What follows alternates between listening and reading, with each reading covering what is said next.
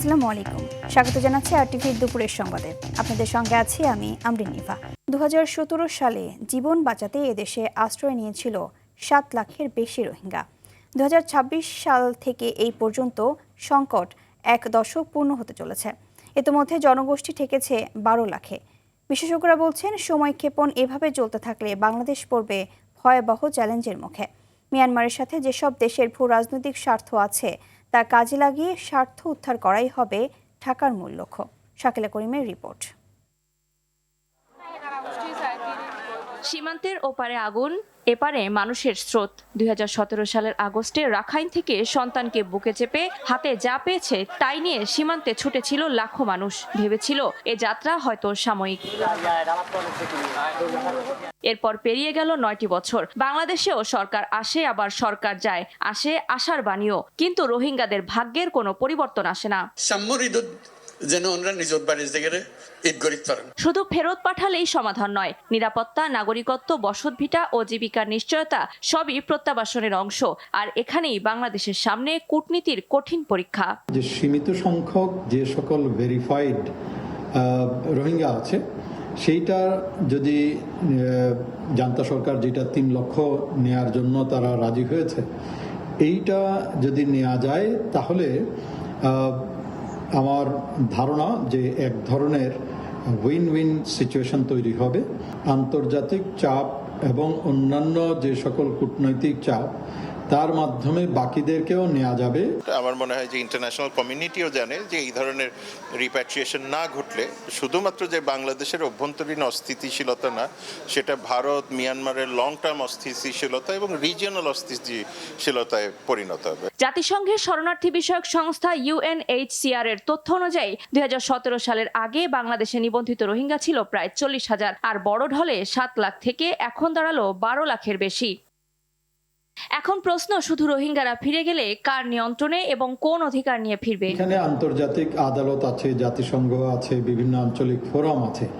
তাদের যে মানবাধিকার এবং নিরাপত্তা গ্যারান্টি এটাও পরবর্তীতে যুক্ত করা যেতে পারে। কূটনীতির পুরনো পথ, ঢাকা নেপিডো দ্বিপাক্ষিক আলোচনার পাশাপাশি আঞ্চলিক জোটগুলোকে জোর কূটনৈতিক চাপ অব্যাহত রাখা। চীনের যে বড় রকমের আধিপত্য মিয়ানমারের উপরে এবং সেই সাথে ভারতের যে ইন্টারেস্ট আছে মিয়ানমারের, সেই জায়গাতে আসলে মার্কিন যুক্তরাষ্ট্রের যে ইন্টারেস্ট সেটা অনেকটাই প্রশমিত। বাংলাদেশের জন্য এটা থেকে একটা মাইলেজ নেওয়াটা খুব একটা অসুবিধা কিছু হবে। সুতরাং এইটা বাংলাদেশের জন্য একটা খুব ভালো সুযোগ এবং এই সুযোগটাকে বাংলাদেশের পলিটিক্যাল লিডারশিপের খুব ভালো করে নেওয়া উচিত এবং নিয়ে একটা একেবারে যেটাকে বলা হয় যে solid long term repatriation plan. রোহিঙ্গাদের নিরাপদ ও টেকসই প্রত্যাবাসনই রোহিঙ্গা সংকটের একমাত্র সমাধান। তা দ্রুত করা না গেলে বড় ধরনের রাজনৈতিক সংকটে পড়তে পারে বাংলাদেশ, এমন আশঙ্কা বিশ্লেষকদের।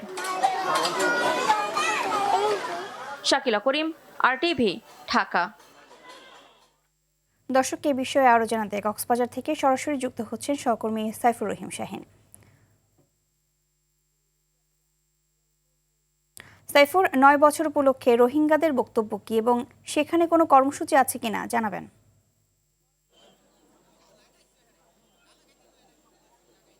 হ্যাঁ, এবার কর্মসূচি ছিল সকাল থেকে দুপুর অবধি তাদের কর্মসূচি ছিল। তারা উখিয়ার বালুখালী ক্যাম্প 4-এ বিশাল সমাবেশ করেছে। সেখানে তারা তাদের স্বদেশে ফিরে যাওয়ার বিষয়ে কথা বলেছেন এবং তারা চেয়েছেন দ্রুত প্রত্যাবাসন, নিরাপদ এবং তাদের পূর্ণ নাগরিক স্বাধীনতা নিয়ে তারা সে দেশে ফিরতে চায়, সেটা তারা বলেছেন। সেখানে রোহিঙ্গা নেতারা, কমিউনিটির নেতারা তারা বক্তব্য দিয়েছেন, তারা এবং বিশেষ প্রার্থনাও করেছেন। সমাবেশ শেষে তাদের বিশেষ প্রার্থনা অনুষ্ঠিত হয়েছে। তারা জানিয়েছেন তারা দীর্ঘ 9 বছর বাংলাদেশের কক্সবাজারের রোহিঙ্গা ক্যাম্পে, 33টি রোহিঙ্গা ক্যাম্পে বসবাস করছে, কিন্তু তাদের নিজ দেশে তারা যেতে পারছেন না।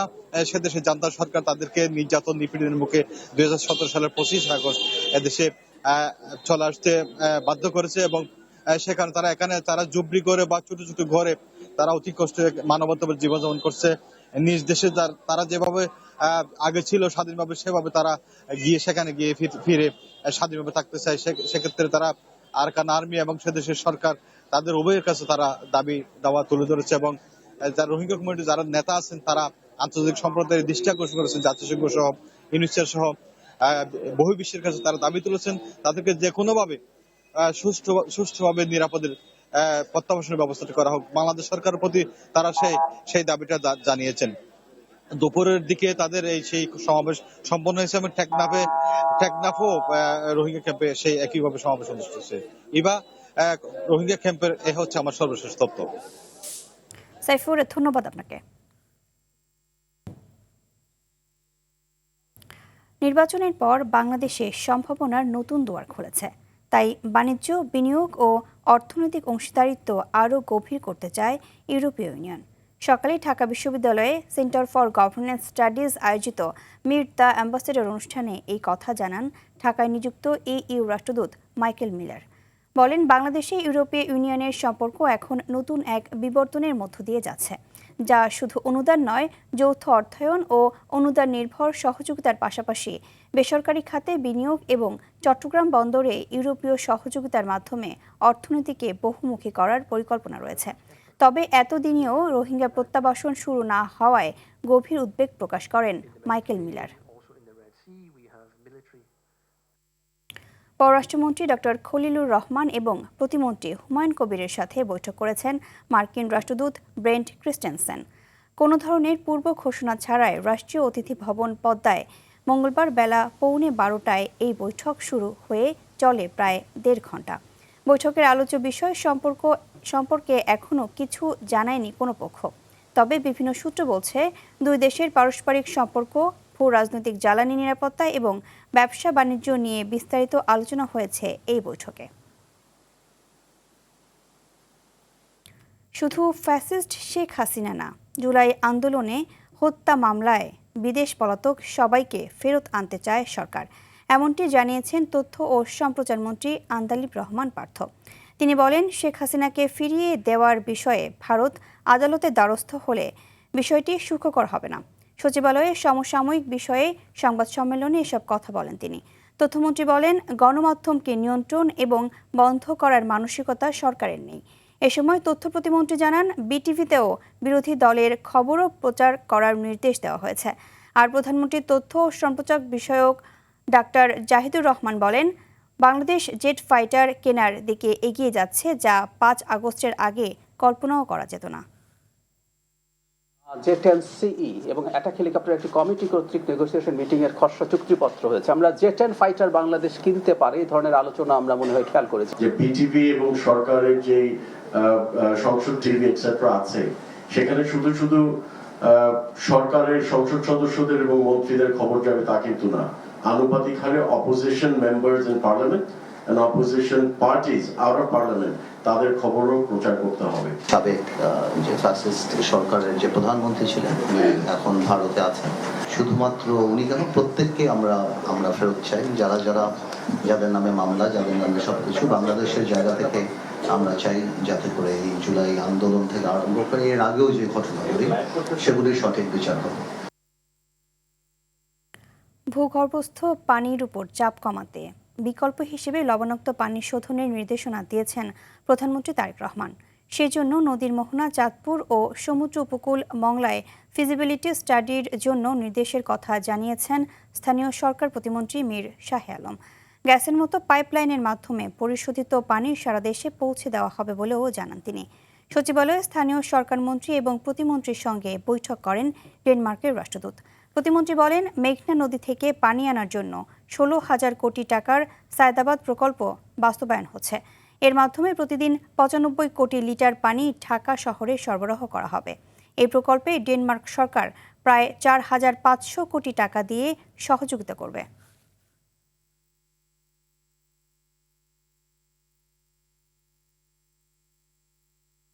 স্যালাইন ওয়াটারকে আমরা ট্রিটমেন্ট প্লান্টের মাধ্যমে, যেমন মধ্যপ্রাচ্য দেশগুলো করছে, এ ধরনের প্রকল্প আমরা কাছাকাছি সমুদ্র উপরিভাগ বা নদী গিয়ে যেখানে মিলিত হয়েছে সমুদ্রতে, চাঁদপুর বা আমাদের মোংলা, এ ধরনের দুটি পয়েন্ট থেকে আমরা বড় ধরনের প্রজেক্ট ফিজিবিলিটি স্টাডি করার জন্য ইতিমধ্যে মাননীয় প্রধানমন্ত্রী আমাদেরকে নির্দেশনা দিয়েছেন। আলটিমেটলি আমাদেরকে ওই দিকে যেতে হবে ভূগর্ভস্থ পানির চাপটা কমানোর জন্য। গ্যাস বা বিদ্যুৎ সারা দেশে যেরকম সরিয়ে দেওয়া হয় জাতীয় গ্রিড থেকে, আমরা এই পানিটিও সারা দেশের প্রত্যেকটি জেলা উপজেলা লেভেলে আমরা সরিয়ে দেব পাইপলাইনের মাধ্যমে। গ্যাস যদি দেওয়া সম্ভব হয় তাহলে পানিও সারা দেশে অসম্ভব কিছু হবে না ইনশাল্লাহ। গণভোটের গণরায় বাস্তবায়ন এবং গ্যাস, বিদ্যুৎ ও সারের সংকট সমাধান সহ 6 দফা দাবিতে আগামী 5 সেপ্টেম্বর ঢাকা থেকে চট্টগ্রাম অভিমুখে লং মার্চ করবে 11 দলীয় ঐক্য। দুপুরে মগবাজার জামায়াতে ইসলামী কেন্দ্রীয় কার্যালয়ে প্রেস ব্রিফিংয়ে এই ঘোষণা দেন দলটির সেক্রেটারি জেনারেল মিয়া গোরাম পরোয়ার। 5ই সেপ্টেম্বর শনিবার সকাল 7টায় আমরা ঐতিহাসিক বহু আন্দোলনের স্মৃতি বিজড়িত শাপলা চত্বরে সমবেত হয়ে সেখান থেকে চট্টগ্রামের আরেক সকল আন্দোলনের সূতিকাগার লালদিঘির ঐতিহাসিক ময়দানে আমরা গন্তব্যে পৌঁছানোর উদ্দেশ্যে যাত্রা আমরা শুরু করব শাপলা চত্বর থেকে। দেশব্যাপী চলছে তীব্র গ্যাস সংকট ও লোডশেডিং। এতে চরম ভোগান্তিতে পড়েছেন সাধারণ মানুষ। গাজীপুরের কালিয়াকৈরে গ্যাসের চাপ কম থাকায় অধিকাংশ শিল্প কারখানা ও সিএনজি পাম্প কার্যত বন্ধ রয়েছে। কিছু পাম্পে সামান্য গ্যাস সরবরাহ থাকলেও শিল্প কারখানার লরি ও পরিবহনগুলোতে গ্যাস দেওয়ায় সাধারণ সিএনজি চালকদের অপেক্ষা হচ্ছে দীর্ঘ। এদিকে গ্যাস সংকটে থমকে গেছে শিল্পাঞ্চল টঙ্গী এলাকার কারখানাগুলোর উৎপাদন। অধিকাংশ কারখানা মালিক নিজেদের লোকসান কমাতে শ্রমিকদের সাময়িকভাবে চাকরি থেকে অব্যাহতি দিয়েছেন। এতে বেকার হয়ে পড়ছেন হাজারো শ্রমিক।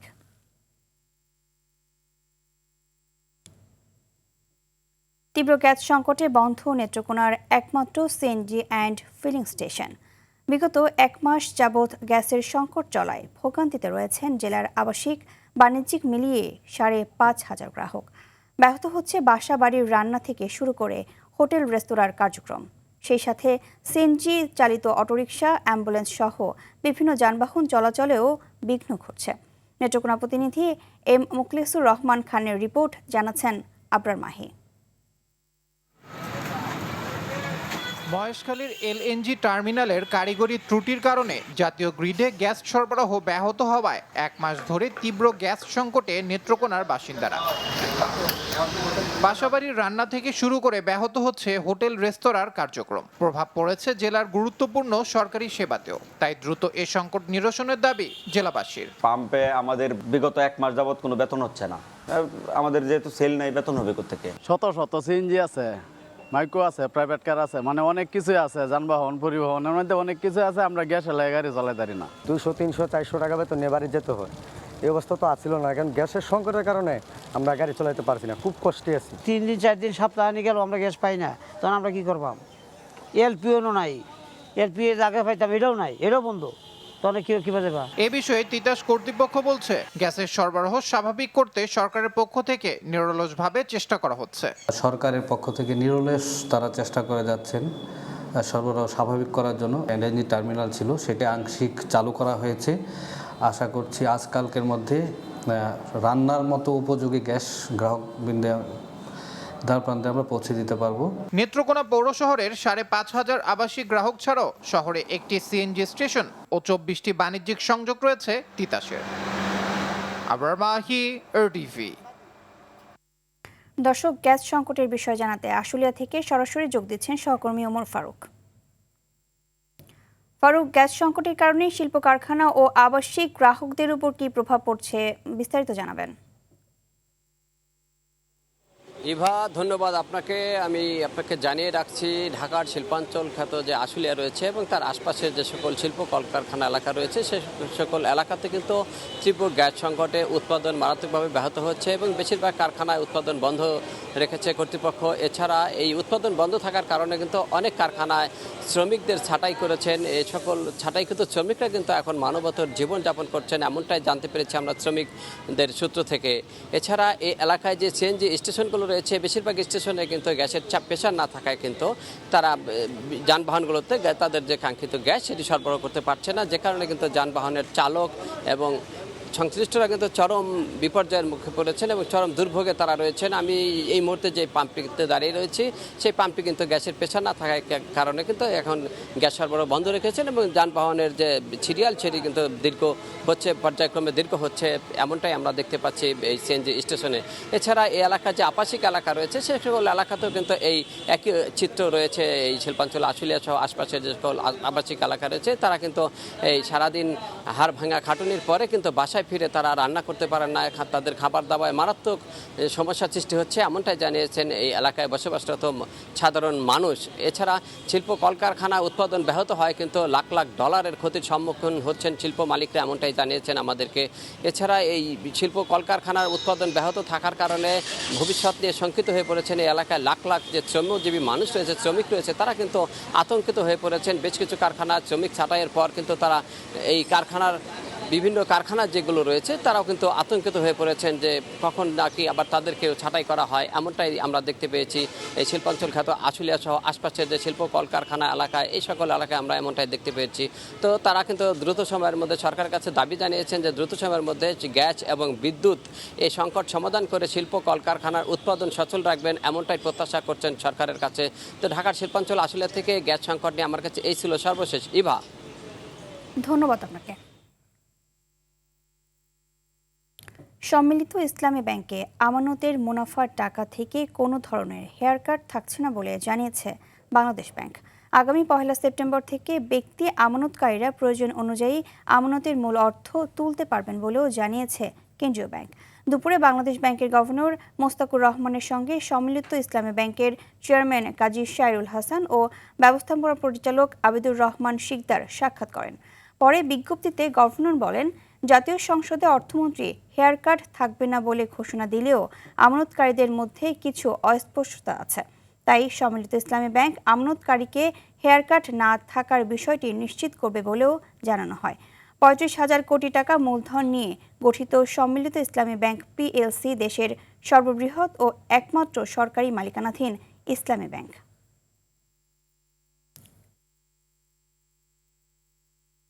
রাষ্ট্রপক্ষের সময় আবেদনের প্রেক্ষিতে পেছালো বহুল আলোচিত মাগুরার 8 বছরের শিশু আসিয়া ধর্ষণ ও হত্যা মামলার রায় ঘোষণার তারিখ।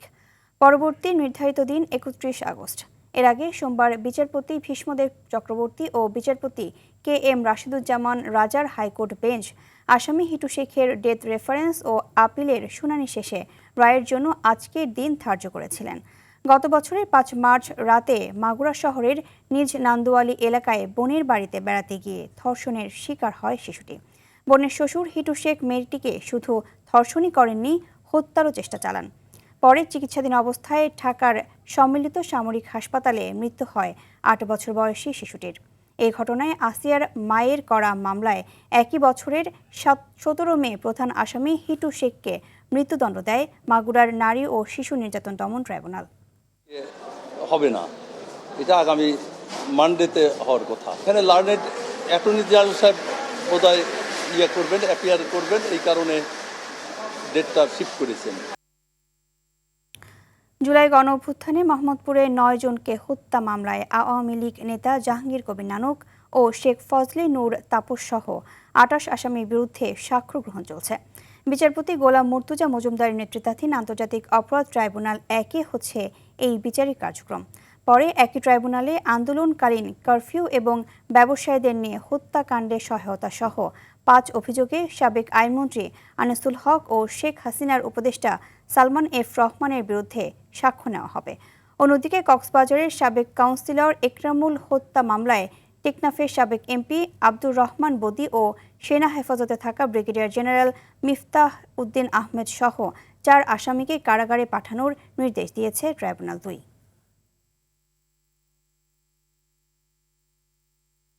সুনামগঞ্জ সিলেট সড়কে যাত্রীবাহী বাস খাদে পড়ে এক নারী নিহত হয়েছেন। এ ঘটনায় আহত হয়েছে অন্তত 20 জন যাত্রী। সোমবার রাতে জেলা সদর উপজেলার জানিগাঁও গ্রামের কাছে দুর্ঘটনা ঘটে। এদিকে কর্মস্থল থেকে বাড়ি ফেরার পথে মানিকগঞ্জের শিবালয়ে অটোরিকশা উল্টে এক নারী পোশাক শ্রমিক নিহত হয়েছেন। এ ঘটনায় অটোরিকশা চালক সহ 3 জন আহত হয়েছেন। সোমবার রাতে ঢাকা আরিচা মহাসড়কের ফলসাটিয়া এলাকায় এই দুর্ঘটনা ঘটে। এছাড়া রাজবাড়ীর মাঝপাড়ায় ট্রেনে কাটা পড়ে ট্রাক চালক নিহত হয়েছেন।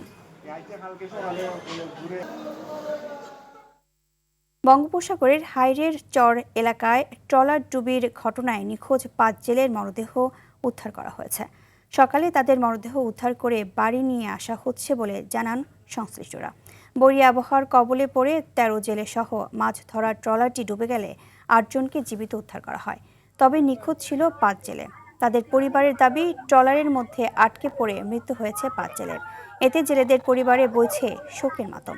৪ দিন আগে জীবন ও জীবিকার তাগিদে স্থানীয় বাদল মোল্লার মালিকানাধীন এফপি বরকত ট্রলারে করে মাছ শিকারে গিয়েছিলেন জেলেরা।